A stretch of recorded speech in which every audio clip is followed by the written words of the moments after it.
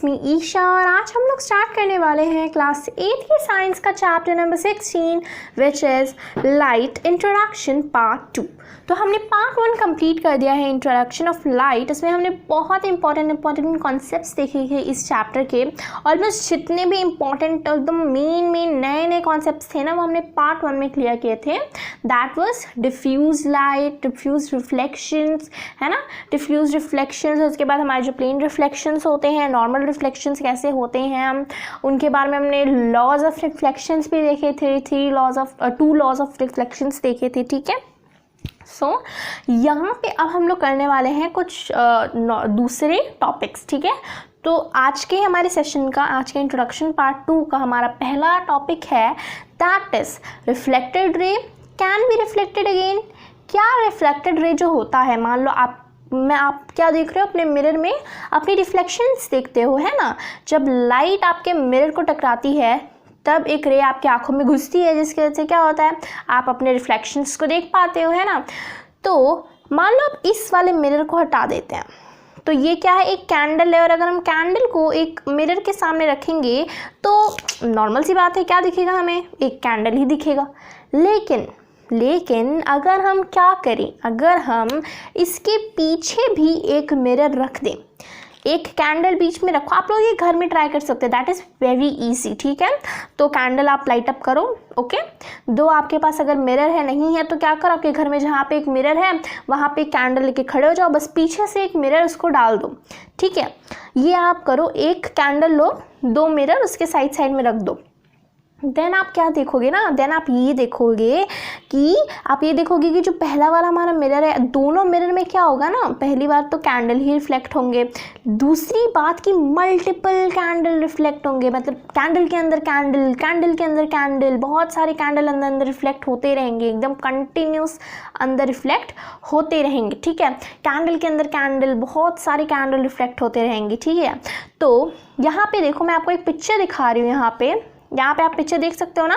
तो इस पिक्चर में देखो कि चीज़ें क्या हो रही हैं, चीज़ें एकदम मल्टीपल रिफ्लेक्शन हो रहा है यहाँ पे, है ना। जैसे कि हम लोग टीवी में देखते हैं ना कि हम टीवी देख रहे हैं, टीवी के अंदर भी कोई टीवी देख रहा है, फिर टीवी के अंदर जो टीवी देख रहा है वो भी टीवी देख रहा है ना। ऐसे ही मतलब लाइक चीज़ें एकदम अंदर रिफ्लेक्ट होती जा रही हैं। अगर आप एक सामान के आजू बाजू दो मिरर रखोगे तो क्या होगा, चीज़ें दोनों में क्रैक होंगी, फिर उसके अंदर क्रैक होंगी, फिर उसके अंदर क्रैक होंगी, जिसके वजह से मल्टीपल इमेजेस फॉर्म होती रहेंगी। ठीक है, अंदर मिरर रिफ्लेक्ट्स होते रहते हैं। इसका बेस्ट एग्जाम्पल है कि जब आप बार्बर के शॉप में जाते हो, आप जब बार्बर की शॉप में जाते हो तो आपने देखा है ना, आप यहाँ पे बैठे रहोगे, आपके लाइक आपका चेयर है, आप यहाँ पे बैठे हुए हो। ठीक है, आप यहाँ पे बैठे हुए हो, लेट्स सपोज। ठीक है, फिर यहाँ पे क्या है, यहाँ पे आपके सामने एक मिरर रहेगा एंड आपके यहीं पीछे एक मिरर रहेगा, जिसकी वजह से क्या होगा, जिसकी वजह से ये होगा कि जो मान लो आप उधर जो दिख रहे हो, मतलब मान लो आपका हेयर कट क्या हो रहा है, आपका हेयर कट तो पीछे होता है तो आप अपना हेयर कट नहीं देख सकते ना। लेकिन जब दोनों तरफ मिरर रहते हैं, जिसकी वजह से क्या होता है, जिसकी वजह से ये होता है, यहाँ पे तो आप अपना चेहरा ही देखोगे, यहाँ पे तो आप अपना चेहरा ही देखोगे इस मिरर, सामने वाले मिरर में, लेकिन पीछे वाले मिरर में क्या देखोगे, आप अपना बैक देख लोगे, इधर इसी सामने वाले से आप अपना बैक भी देख लोगे, है ना। नॉर्मल सी बात है, आप सोच के देखो, आप इधर बैठे हो, आपके आगे एक मिरर है, आपके पीछे एक मिरर है, तो आगे वाले मिरर में क्या दिखेगा, ऑब्वियस सी बात है आपका चेहरा दिखेगा, और पीछे वाले मिरर में क्या दिखेगा, ऑब्वियस सी बात है आपका बैक दिखेगा। तो पीछे वाले मिरर का बैक देखने के लिए आपको, मतलब अगर आपको बैक देखना है तो आपको क्या करना पड़ेगा, आपको आगे ही अगर आप देखोगे तो आपको अपना बैक भी दिख जाएगा। ठीक है, क्योंकि रिफ्लेक्शन क्रिएट हो रहा है ना। ठीक है, तो वैसे ही आपको अपना बैक भी दिख जाएगा। तो आप यहाँ पे फिर से एक फ़ोटो देख पा रहे हो। ठीक है, ये आपकी टेक्स्ट बुक का ही फ़ोटो है, दैट इज़ 16.9 मिरर मतलब इमेज, वो आप यहाँ पे देख सकते हो। क्या हो रहा है यहाँ पे, जो ग्रीन कलर का लड़का बैठा है जो अपना हेयर कट कटवा रहा है, उसको तो मिरर सामने दिख रहा है, लेकिन जो बार्बर है वो भी उसके पीछे एक मिरर लेके खड़ा है, जिसकी वजह से उसको उसी मिरर में उसका बैग भी दिख रहा है ग्रीन वाले लड़के को, है ना। तो ये फ़ोटो आप देख के समझ गए होंगे कि जो रिफ्लेक्टेड रे होती है, that can be reflected again and again and again and again. जितने मिरर आप उसके आजू बाजू प्लेस कर लोगे, ठीक है। सो ये कॉन्सेप्ट हमारा यहाँ पे क्लियर हुआ। अगर आपसे क्वेश्चन में पूछा जाए can a reflected ray can be reflected again and again, तो यस आप लिख सकते हो yes, a reflected ray can be reflected again and again, क्योंकि आप उसका मतलब एक एक्टिविटी भी बता सकते हो कि कोई ऑब्जेक्ट आप बीच में रखो, देन 2 मिरर्स प्लेस साइड करो, उसके साइड में करोगे तो आपको रिफ्लेक्टेड मतलब जो रिफ्लेक्टेड रेज होंगी, इमेजेस होंगी, वो बहुत सारी आपको रिफ्लेक्टेड इमेजेस दिखती रहेंगी। तो ये था हमारा पहला concept, that is reflected ray can be reflected again. तो now let's move to our next concept is sunlight, white और कलर्ड। कि जो सनलाइट होती है क्या वो सिर्फ एक वाइट कलर की बीम रे होती है या फिर वो बहुत ही ज़्यादा कलरफुल होती है। तो ये हमने क्लास 7 स्टैंडर्ड में भी पढ़ रखा है, that is the concept of dispersion, ठीक है। तो डिस्पर्जन क्या होता है? डिस्पर्जन मतलब ये एक ऐसा फिनोमिनन होता है जिसमें splitting of light into colours is known as dispersion. तो हमने पिछली क्लास में देखा था, क्लास 7 स्टैंडर्ड में देखा था कि प्रिज्म की हेल्प से आप कैसे ही डिस्पर्शन क्रिएट कर सकते हो, ठीक है। तो आपने बहुत सारे एड्स भी देखे होंगे जिसमें क्या होता है ना, splitting of light into many different colours, ठीक है। एक लाइट की बीम आ रही है, यहाँ से क्या होता है, बहुत सारे हमारे पास कलरफुल रेज होते हैं। और ये जो कलरफुल रेज होते हैं कौन से होते हैं? ये रेनबो कलर्स होते हैं, जिसे हम विबग्योर भी बोलते हैं, है ना। तो फिर वही होते हैं, आप जो आपका सनलाइट होता है वो कोई एक वाइट कलर का लाइट नहीं होता है, वो बहुत सारे लाइट मतलब कलर्स को कंसिस्ट करता है। दैट आर विबग्योर, जो हम लोग हमारे रेनबो का कलर होता है ना, तो रेनबो भी एक एग्जाम्पल है ऑफ डिस्पर्जन, ठीक है। तो रेनबो भी जब बारिश होती है, तो आप लोगों को पता है ना कि 7th स्टैंडर्ड में हमने पढ़ा था कि कैसे रेनबो फॉर्म्ड होते हैं। तो कैसे होते हैं एक और बार देख लेते हैं। तो रेनबो कैसे फॉर्म होता है? रेनबो तभी फॉर्म होंगे जब वहाँ पे कुछ जैसे प्रिज्म यहाँ पे एक्ट कर रहा है एक वाइट लाइट को मैनी डिफरेंट कलर्स में स्प्लिट करने के लिए। तो आपको पता है रेनबो कब फॉर्म होता है? जब हल्की हल्की बारिश हो रही रहती है and then there is sunlight, ठीक है। तो इसी समय रेनबो फॉर्म होता है। देखते हैं क्यों। यहाँ पे जो छोटी छोटी बूंदें होती हैं ये क्या फॉर्म करती हैं? ये एक प्रिज्म का फॉर्मेशन कर लेती है, मतलब प्रिज्म का फॉर्मेशन नहीं, मतलब प्रिज्म जैसा एक्ट करने लगती हैं कि जब इनके थ्रू लाइट पास होती है, एक बीम ऑफ रे लाइट, तो ये क्या करती हैं, बहुत सारी लाइट्स को अपने थ्रू एक्सकेप करती हैं, ठीक है। तो ऐसे ही जब सारे वाटर ड्रॉपलेट्स में से ऐसे होता है, वन बीम वाइट रे पास करती है तो ये बहुत सारे कलर्स में इसको रिफ्लेक्ट करती है, जिसके वजह से जब सारी बूंदें ऐसा काम करती हैं तो एक बड़ा सा रेनबो फॉर्म होता है। तो ये हमारे कंडीशंस होते हैं एक रेनबो फॉर्म होने के, कि जब हल्की हल्की बारिश हो रही हो या फिर जस्ट बारिश ख़त्म ही हो गई हो और सनलाइट हो। सनलाइट तो ऑब्वियसली ज़रूरी है, क्योंकि जब सनलाइट की बीम पड़ेगी तभी तो कलर्स वो होंगे, स्प्लिट होंगे, ओके। सो ये हमने यहाँ पे देख लिया, दैट इज सनलाइट, वाइट और कलर, ठीक है। तो सनलाइट कलर होती है, मिस्टेकली आप उसे वाइट मत बोल देना, वाइट तो हमें दिखता है लेकिन वो अंदर क्या होता है, बहुत सारे कलर्स को अपने साथ लिए रखा है, ठीक है। तो ये हमने देखा सनलाइट, वाइट और colour. So now let's move to our next topic. Next topic is what is inside our eyes, ठीक है। सो हमारे आइज़ के अंदर होता क्या एक्चुअली, मतलब हमें पता है आई से हम देखते हैं, ये तो हमें पता है, लेकिन आइज़ के अंदर होता क्या है एक्चुअली में, उसके मतलब जैसे बॉडी के अंदर कुछ पार्ट्स होते हैं तो आइज़ के भी तो कुछ पार्ट्स होंगे। तो हम इतना डीप में नहीं जाएंगे, लेकिन जो बाहर एकदम आउटर साइड में जितने पार्ट्स होते हैं उन्हें हम अच्छे से समझेंगे, ठीक है। सो अब हमारे यहाँ पे पहला कॉन्सेप्ट है कि द आई हैज़ अ रफली स्पेरिकल शेप। तो जो आई होता है उसके अंदर क्या होता है, एक रफली स्पेरिकल शेप का होता है। स्पेरिकल मतलब सर्कुलर शेप का होता है, एंड वो क्या होता है, अंदर से हॉलो होता है, ठीक है। अंदर से हॉलो होता है, एंड जो हॉलो होता है उसका जो सरफेस होता है ना, उसके अंदर बहुत सारे नर्व्स होते हैं, ठीक है। बहुत सारे नर्व्स होते हैं, ठीक है। तो हॉलो स्पेस होता है, रफली स्पेरिकल होता है। The outer coat of the eye is white. तो आप लोगों को पता ही है, जो हम लोगों ने देखा अंदर से हॉलो है, अंदर का जो उसका सरफेस है वहाँ पे बहुत सारे नर्व्स हैं, है ना। एंड बाहर से वो कैसा दिखता है, वाइट कलर का दिखता है, वाइट कलर का सरफेस, है ना। Next is it is tough so that it can protect the inner eye from any accidents. ठीक है, सो जो आपको जो हमारा वाइट कलर का जो हमारा आउटर लेयर होता है हमारे आईज का, वो थोड़ा सा रिजिड होता है, थोड़ा सा टफ होता है, विच protects are eyes from any accident. और अगर आपके आँख में कुछ चला गया तो एकदम इनर नहीं जा पाए, ठीक है। अब इतना भी मतलब वो मतलब इतना भी रिजिड या फिर इतना भी स्ट्रांग नहीं होता है कि मतलब कुछ भी हो गया तो आपके आईज़ को नहीं होगा, इसलिए आईज़ को एकदम अच्छे से प्रोटेक्ट करके रखना चाहिए, ठीक है। ज़्यादा मतलब कुछ अगर कंस्ट्रक्शन साइड है फिर कुछ भी किसी भी एरिया में अपने आईज़ को अच्छे से प्रोटेक्ट करके रखना चाहिए। इतना नहीं है आपके आईज़ पे अगर कुछ भी गिरेगा तो आपके आईज़ को कुछ नहीं होगा, इतना ज़्यादा रिजिड उसका प्रोटेक्शन नहीं है। मतलब कह सकते हैं कि थोड़ा रिजिड है कि कुछ छोटी छोटी चीज़ें अगर चली गई तो आसानी से निकल सकती हैं, ठीक है। सो ये हमने यहाँ पे देखा। Next is its transparent front part is called cornea, ठीक है। तो इसका मतलब हमने देखा वाइट कलर होता है, इसके ऊपर भी एक ट्रांसपेरेंट कोटिंग होती है, एकदम पतली सी ट्रांसपेरेंट कोटिंग होती है, जिसे हम बोलते हैं क्या, कॉर्निया, ठीक है। तो आप यहाँ पे देख सकते हो, हम इस वाले लेयर को बोल सकते हैं वाइट वाला part, and this layer is known as cornea.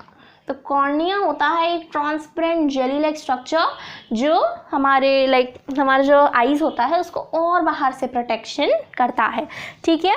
Behind the cornea we find a dark muscular structure called at iris. तो ये हमारा क्या है, यहाँ पे हमने देखा कि जो ब्लैक वाला पूरा यहाँ पे आपको दिख रहा है, दिस इज कॉर्निया। तो कॉर्निया के जस्ट पीछे यहाँ पे हमारे पास क्या है, ये वाला, ये तो वाइट कलर का पार्ट है आपको पता है, इसके पीछे आपको जो ब्लू लाइनिंग छोटी छोटी दिख रही है, that are iris. What are that, इसको हम क्या बोलते हैं, इसको हम बोलते हैं एरिस बोलते हैं, ठीक है। तो इसे हम एरिस बोलते हैं। तो एरिस क्या करता है, ये एक मस्कुलर स्ट्रक्चर होता है बिहाइंड दी कॉर्निया।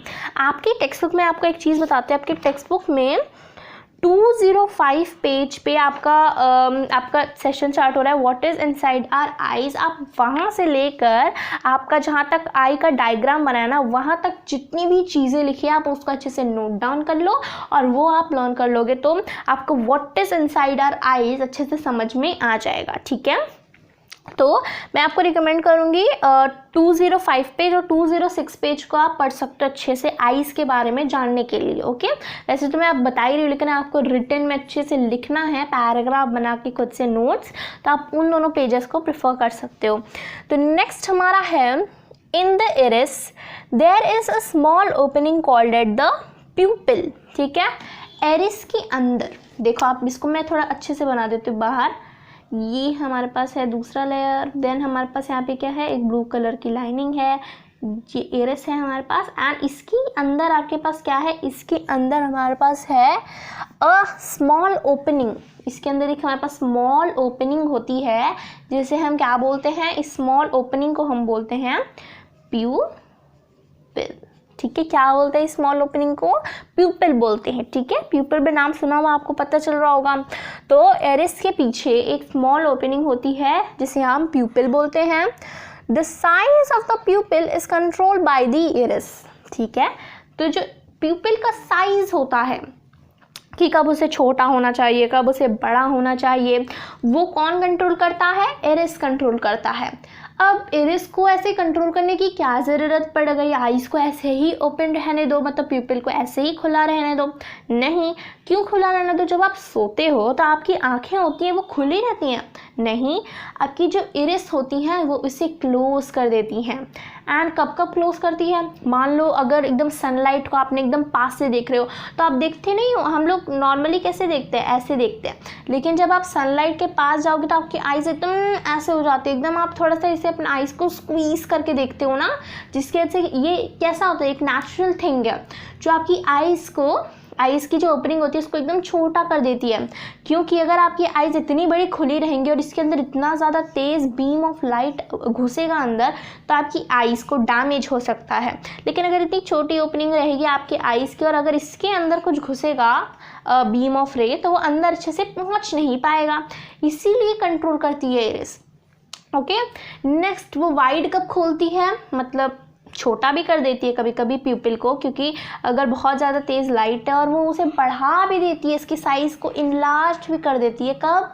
जब अंधेरा होता है। अंधेरे में हमें लाइट की ज़्यादा ज़रूरत होती है, तो आंखें एकदम वाइड ओपन हो जाती है, जिसकी वजह से क्या होता है, वो लाइट की खोज करने लगते हैं कि कहाँ से मुझे छोटी छोटी लाइट मिल जाए जिसकी वजह से मैं देख सकूं। ठीक है, सो ये इरिस का यही कंट्रोल होता है, इरिस यही कंट्रोल करती है। ठीक है, अब नेक्स्ट हमारे पास क्या पॉइंट आता है कि जो हमारे पास होता है ना, the iris is the part of the I which gives it distinguished colours. तो आप लोगों ने देखा होगा कुछ लोगों की आईज क्या होती है, कुछ लोगों की आईज होती है ब्लू कलर्ड आईज, बोलते हैं ना ओशन जैसे ब्लू कलर्ड आईज है। कुछ की आईज कैसे होती है, कुछ की आईज एकदम ब्लैक होती हैं। ओके, ब्लैक कलर की आईज होती हैं। ठीक है, एंड कुछ की आप कह सकते हो ब्राउन कलर की आईज होती हैं। ओके, कुछ की क्या होती हैं, ब्राउन कलर की आईज होती है। ये जो जितने भी कलर्स आपको आईज को मिलते हैं, ये कौन प्रोवाइड करता है, ये इरिस प्रोवाइड करता है। अगर आपके पेरेंट्स का आईज ब्लैक है तो आपकी आईज भी ब्लैक हो सकती हैं, फिर ब्राउनिश हो सकती हैं, एक ही बार ब्लू थोड़ी ना हो जाएंगी, है ना। तो ब्लैक और ब्राउनिश थोड़ा मिलता है ना साथ में, तो ब्लैक या ब्राउन हो सकता है। अब आपने ज़्यादातर नहीं देखा होगा इंडियन लोग के मतलब ब्लू आइज़, क्योंकि इंडियन लोग में ऐसा जेनेटिक है ही नहीं कि किसी के पेरेंट्स की आइज़ ब्लू हो एकदम ओशन कलर की, या फिर ग्रीन हो। ग्रीन भी होते हैं, फॉरेनर लोग के होते हैं, क्योंकि उनके पेरेंट्स की ही आइज़ ब्लू या ग्रीन होती है, तो उनकी भी आइज़ ब्लू या ग्रीन हो जाती हैं। ओके, तो इंडियंस में आपको ब्लू या ग्रीन कलर की आइज़ नहीं दिखेंगी, ब्राउन या ब्लैक कलर की ज़्यादा दिखेंगी। ठीक है, कुछ के हो सकते हैं ब्लू। तो ये कौन प्रोवाइड करता है आपकी आंखों को ऐसा कलर, प्यूपिल को ऐसा कलर कौन प्रोवाइड करता है, इरिस प्रोवाइड करता है। ठीक है, तो ये हमने यहाँ पे देख लिया। The iris also controls the light of amount of light entering the eyes. मैंने आपको बताया था ना कि इरिस ही कंट्रोल करता है आपकी आंखों में कितना लाइट घुसना चाहिए, कितना नहीं घुसना चाहिए। ठीक है, अगर उसको नहीं घुसाना हो गया, फिर आपकी आईज खराब हो सकती है इतने सारे लाइट से, तो आपकी आंखों को एकदम छोटा कर देगा। ठीक है, और अगर अंधेरा है तो आपकी आंखों को बहुत ही ज़्यादा वाइड ओपन कर देगा। ठीक है, तो ये सब हमने यहाँ पे देख लिया। अब नेक्स्ट आप यहाँ पे देख सकते हो एक और चीज़, ये बैकवर्ड, यहाँ पे आपको बुशी लाइक स्ट्रक्चर्स दिख रहे हैं। तो this part is known as optic nerve. क्या बोलते हैं हम इसे हम बोलते हैं ऑप्टिक नर्व्स। ठीक है, सो अब हम आगे पढ़ते हैं। अब नेक्स्ट हमारे पास है यहाँ पे cones which are sensitive to bright lights. ठीक है, सो अब यहाँ पे आप एक और बात समझो कि कोन्स क्या होते हैं और हमारे पास रॉड्स क्या होते हैं। ठीक है, तो नेक्स्ट पॉइंट हमारे पास यहाँ पे क्या होता है, मैं इसको रब कर देती हूँ। नेक्स्ट पॉइंट हमारे पास आता है अबाउट कोन्स एंड रॉड्स। तो पहला हमारे पास यहाँ पे क्या है, cones, second one is rods. तो कोन्स एंड रॉड्स क्या होते हैं, कोन्स एंड रॉड्स कुछ नहीं होते हैं, ये बस एक छोटी छोटी लाइक नर्व्स होती हैं, जो कहाँ पे प्रेजेंट होती हैं, ये प्लेस्ड होती हैं, प्लेस्ड ऑल ओवर रेटिना। अब रेटिना क्या होता है, अब जो हमने यहाँ पे सर्कुलर या मस्कुलर शीट मतलब ये देखा ना, मतलब हॉलो जिसके अंदर रहता है, तो इसको हम क्या बोलते हैं, रेटिना बोलते हैं।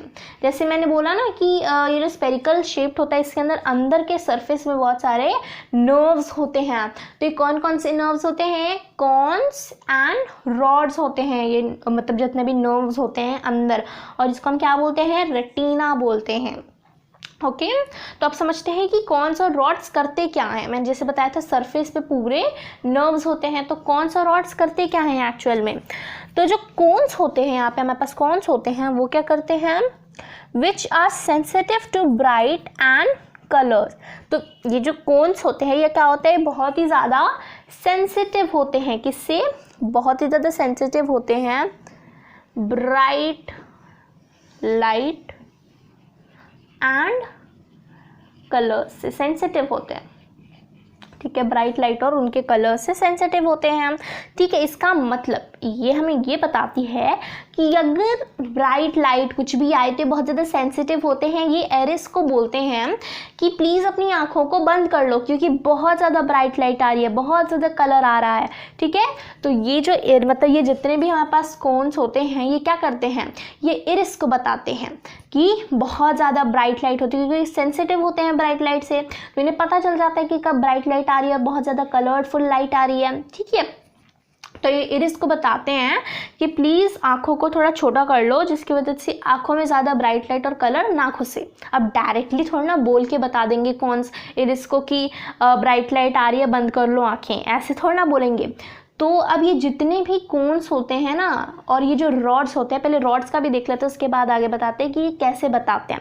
तो रॉड्स क्या होते हैं, रॉड्स किससे सेंसिटिव होते हैं, ये सेंसिटिव होते हैं डिम लाइट से, डिम लाइट से सेंसिटिव होते हैं, ठीक है। डिम लाइट, या फिर इसको मतलब कह सकते हैं कि अगर कहीं पे डिम लाइट है तो ये बोलेगा इरिस को कि भाई बहुत ज़्यादा डिम लाइट है, आँखों को बहुत ज़्यादा खोल लो नहीं तो दिखेगा नहीं, ठीक है। तो इन दोनों का काम यही होता है। अब देखते हैं कि ये दोनों कैसे बताते हैं इरिस को।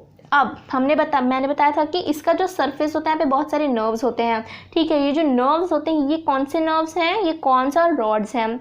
तो ये कैसे बताते हैं इरिस को, यहाँ से आप देख सकते हो बहुत सारे ऐसे स्ट्रक्चर्स ऑफ वायर्स यहाँ पे आपको दिख रहे हैं ना इस एरिया में। तो यही जो कौन सा रॉड्स होते हैं ये पूरे सरफेस में लगे रहते हैं, ये पूरा कनेक्टेड होते हैं हमारे ऑप्टिक नर्व से, ठीक है। ऑप्टिक नर्व में ये सारे मतलब मान लो बहुत सारे वायर्स हैं, ठीक है, बहुत सारे वायर्स हैं, और इसका एक पॉइंट का है जॉइनिंग का यहाँ पे। तो सेम ऐसा ही होता है, बहुत सारे कॉन्स एंड बहुत सारे रॉड्स होते हैं जिनका एक कनेक्शन होता है यहाँ से, इस नर्व के अंदर से, इस ट्यूब लाइक स्ट्रक्चर में। तो ये ट्यूब लाइक स्ट्रक्चर कहाँ पे मिलता है, ये ट्यूब लाइक स्ट्रक्चर जाता है ब्रेन के पास, ठीक है। तो जो ब्रेन होता है वहाँ पे ये जो जितनी भी इंफॉर्मेशन ये देते हैं, ये बहुत सारे मतलब हम अभी आपको मेरे को पता मतलब क्या बोलते हैं इसको हम लोग कि बहुत ज़्यादा डिटेल में हो जाएगा, ठीक है। तो ये क्या करते हैं ना, मैं आपको इतना बता देती हूँ कि यहाँ से बहुत सारे नर्व्स जाते हैं कॉन्स एंड रॉड्स के ऑप्टिक नर्व से ब्रेन के अंदर। तो ब्रेन इसे डिकोड करके समझा देता है एरिस को, क्योंकि ब्रेन ही तो सबको मतलब हुक्म देता है ना कि ये काम करो वो काम करो। तो ये नर्व्स जाते हैं ब्रेन के अंदर, ब्रेन इसे डिकोड करता है। देन डिकोडेशन के बाद इरिस को समझ में आ जाता है कि ये दोनों क्या कह रहे हैं, तो ये उसके हिसाब से काम करता है, आंखों को छोटा करता है, आंखों को बड़ा करता है, ठीक है। तो ये हमने देखा ऑल अबाउट आवर आईज, ठीक है। आइज़ बहुत ही इंपॉर्टेंट कॉन्सेप्ट है आपके इस चैप्टर में। ये आपके 5 मार्क्स का आ सकता है, 5 to 6 मार्क्स का आ सकता है विथ ड्राइंग, ठीक है। तो ड्राइंग आपके चैप्टर में है और मैंने यहाँ पे हल्का फुल्का बना दिया है, तो आप देख के समझ जाना। एंड ये जितने भी कॉन्सेप्ट मैंने आपको समझाए आप इसे रिपीट करके देख सकते हो, या फिर से आप इसे अच्छे से वीडियो को फिर से चालू करके स्टार्टिंग से देख सकते हो, ठीक है। सो ये हमने देखा about light. So now let's move to our next last topic for this chapter's introduction part 2, and यहीं पे हमारे इस कॉन्सेप्ट के बाद चैप्टर खत्म हो जाएगा। That is care of eyes, ठीक है। सो आईज का हमें कैसे केयर करना चाहिए, तो ये भी आपके कुछ मार्क्स के लिए आ सकते हैं, 3 मार्क्स के लिए आ सकता है। तो कुछ पॉइंट्स है, इसे हम जल्दी जल्दी रिवाइज कर लेते हैं, ठीक है।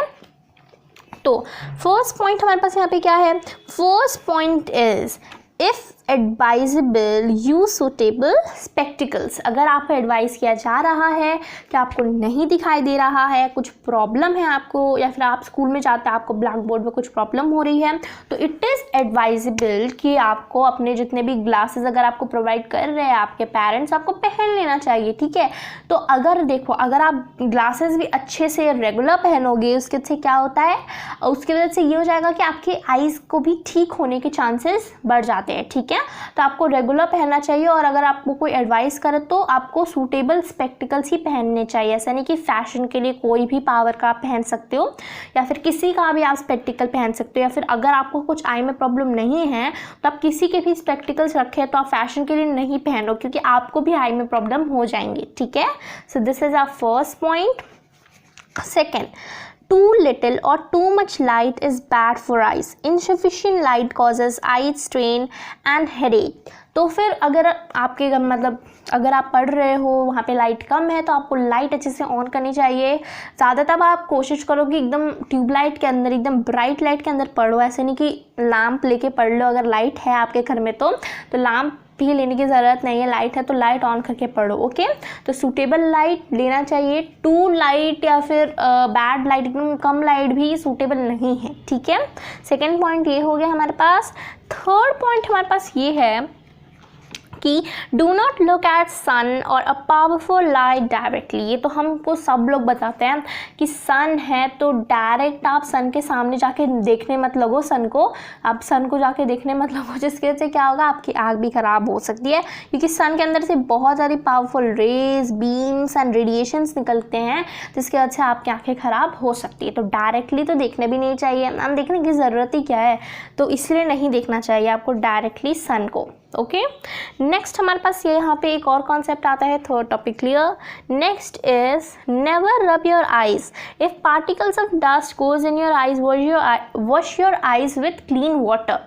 तो अगर आपके आँख में कुछ चला गया है या फिर अगर आपको अपने आइज़ में मतलब लाइक खुजली हो रही है तो आपको उसको रब नहीं करना चाहिए। डोंट रब इट, आप उसको clean water, warm water, cool water से वॉश कर सकते हो। ओके, सो ये सब बेसिक पॉइंट है, आपको एकदम समझ लोगे भी तब भी आप इसको अपने एग्जाम में लिख सकते हो। ओके, नेक्स्ट है हमारे पास always read at the normal distance of vision.